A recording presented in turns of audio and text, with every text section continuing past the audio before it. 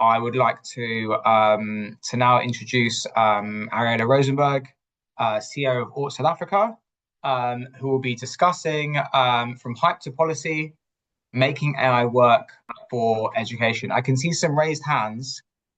Please, just because we're very short on time, I'm trying to fit in four fantastic speakers in the short time that we have. Please put any questions in the chat. We'll try and answer them throughout the seminar.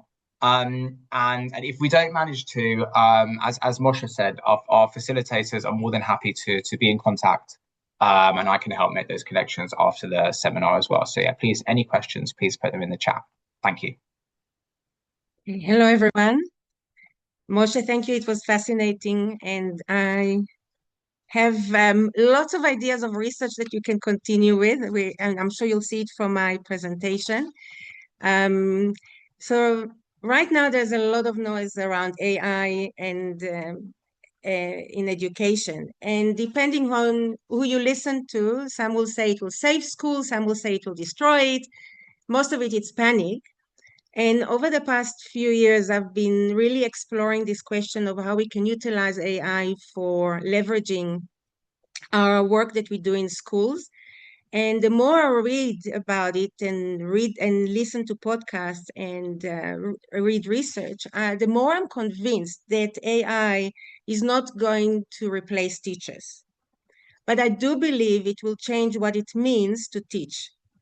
And what I hope we'll get today is that by the end of my talk, you will see how to approach AI in a thoughtfully manner, ethically, and in a way that protect learners and teachers.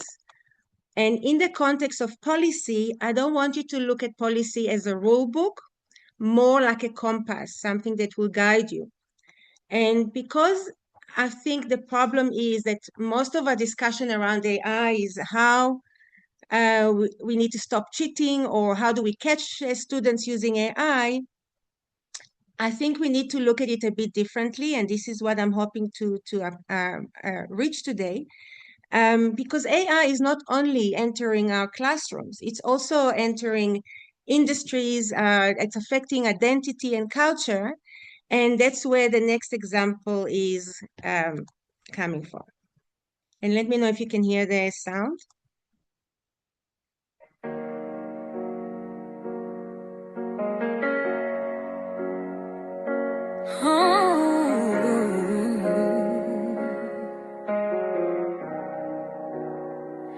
Didn't walk me down no stairs.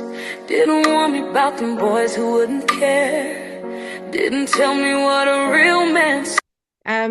It's very difficult for me because I can't see the chat, but I would love you to comment, and I've asked Lior and Cheryl if there are any comment. I'm happy to answer throughout the presentation. I don't know if you know this lady. This is Zania Mone. She has no lungs. She doesn't age. She doesn't get tired or insecure. And yet she has millions of fans, and her creator has just signed a multi-million-dollar contract. So this is our first AI singer. And what my thinking is that if AI can be a singer, what else can it become that our students thought only human could be? And if that world is here, then policies about cheating only can't be the only focus in when we think about policy. And this is a question that I would have loved you to answer. This is our North Star. Imagine it's 2030, a former student from your class writes to you. What is the one thing you hope they thank you for teaching them about AI? So please, if you can write in the chat, just to think a little bit about it, and think, what would you have loved that your former students in 5 years' time will thank you for teaching them about AI? I wonder if it would have been prompt engineering or ChatGPT, or how to get away from ChatGPT. I don't know if you are answering. I don't know if Lior, you can be very, very curious to see what people are saying, what the teachers are saying. Yeah, I'll report to you. So we have Okay. Mariana is to preserve critical thinking.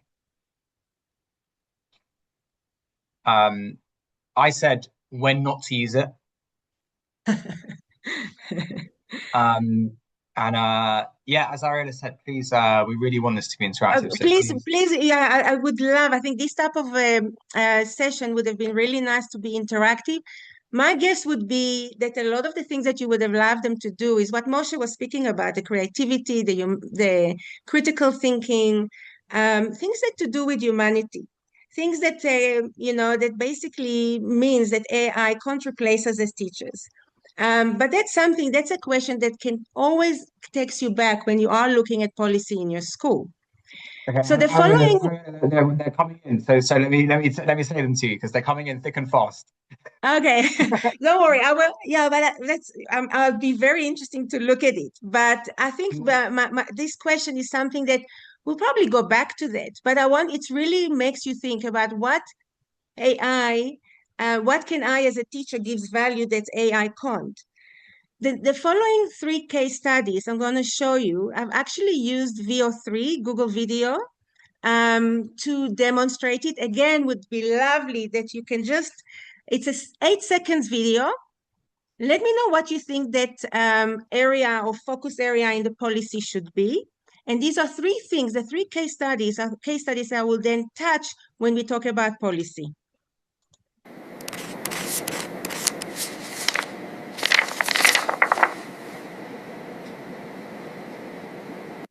Okay, what do you think this is about? This is something that you all have been dealing and managing and asking, what do we do with? We have a student, we know there's capabilities, they submit the most beautiful essay, and we know this is not, a flawless, no mistakes. And you know that the student is not A plus. And when you do confront and ask the student about the use of about how he wrote his essay, you do find out that he used AI. And this is where one of the questions we'll have is the question about the cheating versus co-pilot dilemma. Is it a co-pilot? Is the AI can serve as a co-pilot or a learning partner that helps a student express their own ideas? Or is it a plagiarist, a tool that does the thinking for them? And I think one of the things I want you to think that if the learning is just about producing answers, then AI will break our system. So what we need to look at is how our learning is about thinking, reasoning, refining ideas. Then AI can become part of the force, of the process, and not the enemy. And unfortunately, our current policies were written before AI world. They are no longer enough. When Lior sent us the outcomes of the survey, I think most of the schools that answered don't have AI policies. And I think one of the things that the policy needs to look at is to distinguish between AI as a thinking partner versus AI as a thinking replacement. My next video is another case study.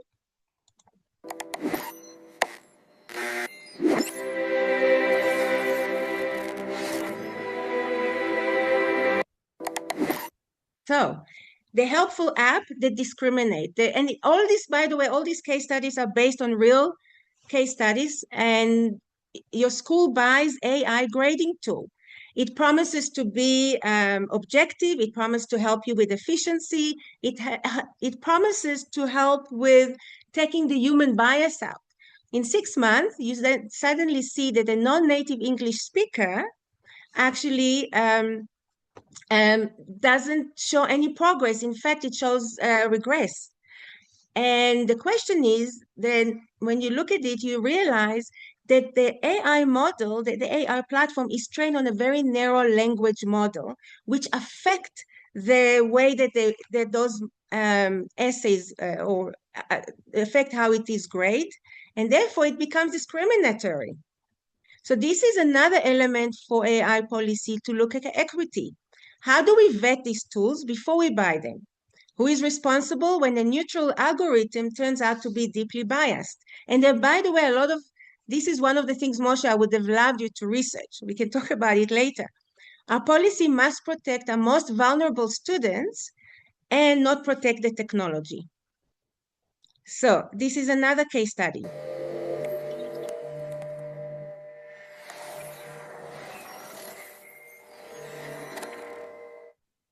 Who owns the data?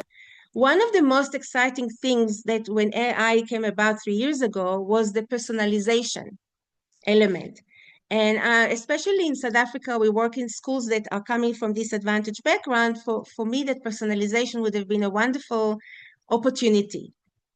And, because, your school buys this AI tutor, and the AI tutor can monitor every single thing that the learner is doing on the app. It can monitor its learning pace, its reading pace, its emotional behavior, and so on. But the question is, so it's wonderful for adapting to the learner's pace. It's wonderful for individual growth. But one of the things I want you to think about, where does all that sensitive data go? Does the company that made the app owns it? Can it sell it?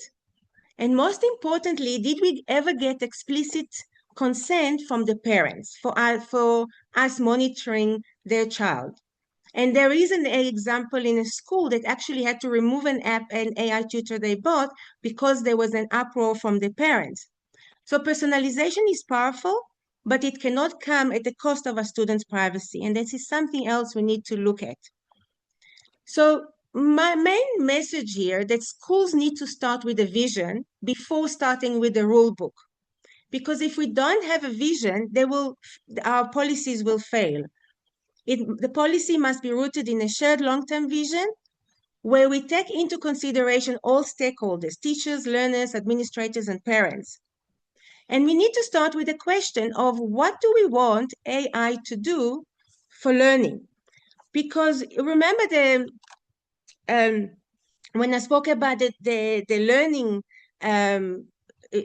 what are we expecting from learning? Are we expecting to get the results, the answers, or are we looking at developing thinking and reasoning skills? So when we look at AI school policy, it's based on 5 foundations, looking at ethical use, ensures fairness and responsibility in AI application. It looks at data protection, teaching integration. How do we integrate AI into our teaching and learning? Very important, professional development and transparency. But the way I would like us to go through, and Leo, I hope I've got time, I would have liked to go through the perspective of our stakeholders, looking at learner, teacher, administrators, and the parent. And in those, when you look at those stakeholders, we'll ask 3 questions. What do we hope AI will enable for this group? What do we want to protect each group from? And what boundaries or principles are important for us? So if we look, and this is, by the way, this image was created by Nano Banana Pro.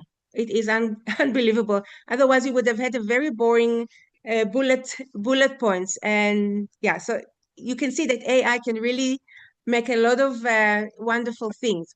So when we look at the learner's perspective, our policy shouldn't be just don't. It has to have clear rules.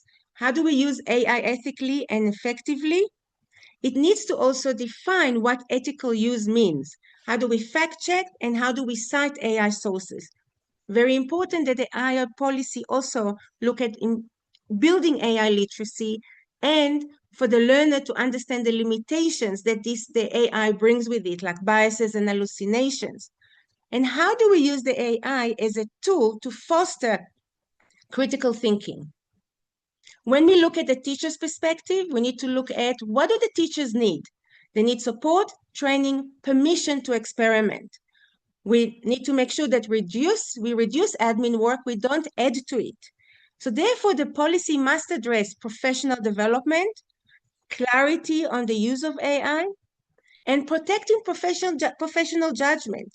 That, sometimes AI can suggest, but the teacher eventually decides. And most importantly, AI doesn't replace human connections. When it comes to administrator perspective, we spoke about the importance of data and biases. When we do procure the AI tools, who does the vetting process? What is the process of the vetting? What are the elements we need to look at? Bias, privacy, where do we store the data? Who owns the data? Then we look at equity. How do we ensure that all students have access to these tools? So not just the ones who can afford them at home, for example, to make sure we bridge the digital divide. When we look at parents' perspective, parents are very important stakeholders. They need to have we need to have communication with them that is clear, with no jargon. We need to provide them with guidelines for how AI is used for learning at home, and to ensure we have clear communication for them to voice concerns. So the AI policy shouldn't be looked at as carved in stone. It has to be a living document because the technology keeps on evolving. So it's not about being perfect. It's not about being able to answer all questions. It's about being able to ask the right questions. It's about being prepared, proactive, and united in your vision. So where do we start? My suggestion is you create a small steering group, because when you co-build a policy with all stakeholders, they will then be followed. Have it teachers, school leaders, IT leaders, and maybe learners representatives from the senior phase, parents representative, and possibly if you can include someone that has expertise in policy, legal, and data protection, and give that steering group mandate to define the vision, to define the scope, the principles, and to oversee the policy process. And these are the questions that you can use to ask when considering an AI policy. What do I want AI to do? What do we want it never to do? And how can we assess the use of AI? And what is the values that will guide our decision? I love Maya Angelou's, and I want to end with her quote: do the best you can until you know better. Then when you know better, do better. Because we won't have the answers, and as I said, it will be evolving. And it is 2030, and I hope that when your students send you a thank you note, they don't send you a thank you note necessarily for teaching them how to, maybe not to use AI, but teaching them how to stand strong next to AI. I don't know if we have any time for Q&A. I do have sources, and also I would highly recommend AI in Education book by Matt Miller. It has fortune of examples of how to use AI to encourage learning, as we spoke about, thinking skills and so on. And the podcast by Dan Fitzpatrick, it's great. He posts every day. And I use the following AI tools. So that's from my side.